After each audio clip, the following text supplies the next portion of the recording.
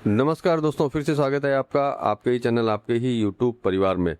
तो भैया बात करेंगे बड़ी इलायची पे। बड़ी इलायची में जो है हलचल कई दिनों से चल रही है, लेकिन हम हलचल में नहीं थे। हमने सोचा थोड़ी हलचल बन जाती है पूरी अच्छी तरह से, उसके बाद में ही जो है आपको अपडेट देते हैं। वैसे भी आजकल बड़ी इलायची की अपडेट की ज़रूरत शायद किसी को रहती नहीं है, इसलिए हम भी अपडेट कम देते हैं। जो हमारे जुड़े हुए लोग हैं उनको तो अपडेट मिलती रहती है। आप लोगों के अपडेट के लिए थोड़ा सा जो है समय लगाना पड़ता है, समय लगा करके जो है आपको अपडेट देते हैं। अपडेट बहुत बढ़िया है, स्पेशली उन लोगों के लिए जो ये बोलते हैं कि भाई बड़ी इलायची जो है बढ़ेगी नहीं, या फिर कब बढ़ेगी, कैसे बढ़ेगी, क्या सिचुएशन है। तो देखिए, मैंने पिछले लाइव में भी बोला था कि भैया इलायची का समय है, ज़रूर बढ़ेगी, उसमें डाउट नहीं है।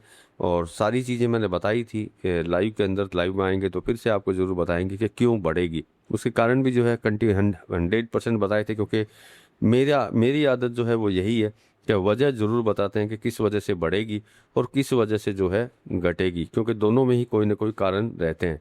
तो मतलब नेपाल के ऊपर चर्चा करेंगे, नेपाल में जो है क्या सिचुएशन चल रही है और आगे जो है क्या सिचुएशन चलने वाली है।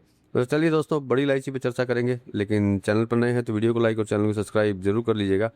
लगता हो शेयर के लायक है तो शेयर करना बिल्कुल मत भूलिएगा। बाकी स्क्रीन पे नंबर है भैया, तेजी मंदी रिपोर्ट्स और भाव के लिए जुड़ सकते हैं, साथ में पर्सनल एडवाइस के लिए भी, जिससे कि सही समय पे सही रिपोर्ट्स आपको मिलती रहे। तो देखिए, नेपाल की अगर बात करते हैं तो कई दिनों से जो है वहाँ पे जो है हलचल कंटिन्यू थी।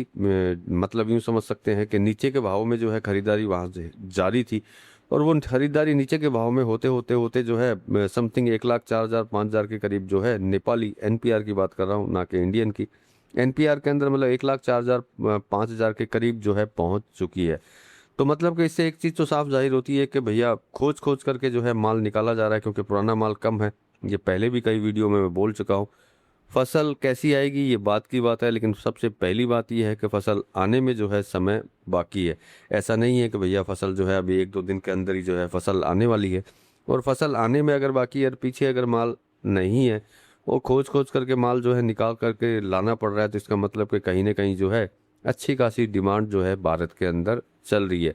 जो आपको दिखाई दे रही है, चाहे वो थोड़ी थोड़ी चल रही हो, लेकिन कंटिन्यू रेगुलर जब डिमांड चलती है तो कहीं ना कहीं मूवमेंट आता है। और सबसे पहला मूवमेंट जो है नेपाल में ही आता है, क्योंकि आपको पता है कि जितनी भी बड़ी मंडियां हैं उन मंडियों में इतना माल नहीं है कि वहाँ से जो है लिया जाए। कुछ लोगों के पास में माल है तो क्वालिटी इशूज है, तो भैया आदमी भागेगा तो नेपाल या फिर सिलीगुड़ी, और तीसरा अड्डा होगा भैया गुवाहाटी।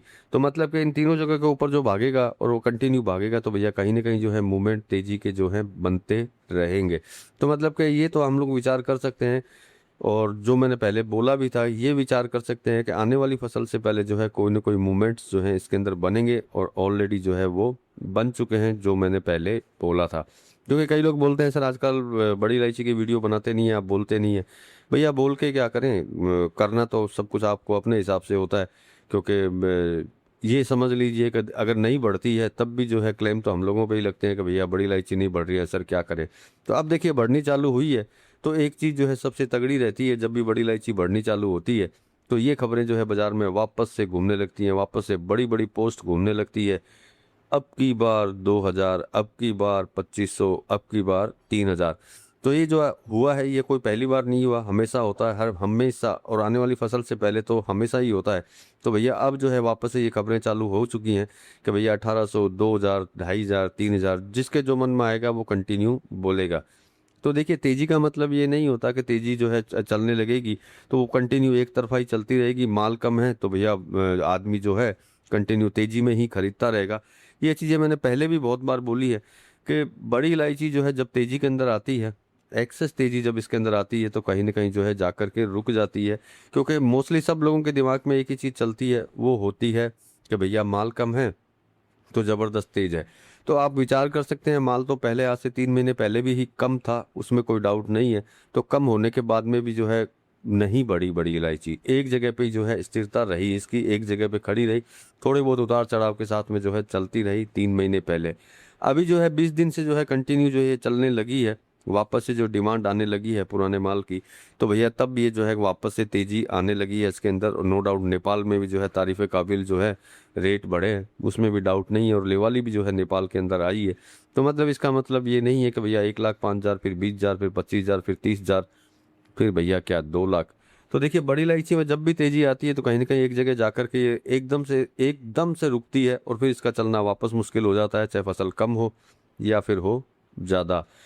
तो मेरा तो कहना यही है कि जब जब समय मिले तब तब जो है आप अपने विचार करते हुए जो है आगे की तरफ बढ़ते रहें तो वो ज़्यादा बेहतर है, क्योंकि प्रेजेंट टाइम में जो है मूवमेंट आपको तेज़ी के मिल रहे हैं, तो उसी के अंदर जो है आप अपने विचार कर लें तो ज़्यादा बेहतर है। बाकी भैया 2,000, 2,500, 3,000 वो आपकी मर्जी है, क्योंकि मैंने तो आज तक कभी भी नहीं बोला कि भैया 2,000 जाएगी या 2,500 जाएगी या 3,000। जहाँ जिसको सही जगह सही मिलती हो वहीं पे जो है उचित निर्णय ले लेना चाहिए, ये मेरा विचार है। बाकी आप अपने विचार से काम कीजिए।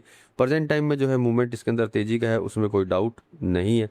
बाकी स्क्रीन पे नंबर है भैया, जुड़िए, जुड़ेंगे तो ज़रूर बताएंगे कि भैया किस तरीके से आपको आगे बढ़ना चाहिए। मिलेंगे अगले वीडियो में अगली जानकारी के साथ में, तब तक के लिए धन्यवाद।